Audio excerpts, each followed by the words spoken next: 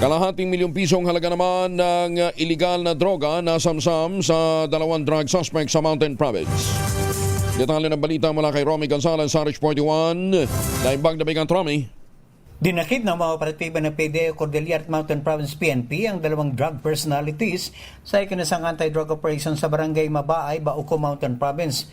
Magkasabay na ipinatupad ng PDEA at Mountain Province PNP ang search warrant laban sa dalawang laborers. Unang nahulog sa kamay ng mga otoridad ang isang alias sa Brent, 29 anyos matapos makumpiskan ng 55 gramo ng Cebu na nagkakalaga ng 374,000 pesos. Drug paraphernalia sa kanyang bahay. Sunod na natiklo ang isang alias Holden, 33 anyos na laborer. Nasamsam sa kanyang tahanan ang abot sa 5 gramo ng Cebu na nagkakalaga ng 34,000 pesos. 15 milliliters ng hinihinalang liquid shabu, drug paraphernalia at isang caliber 45 pistol, bala at 7 rounds ng magazine.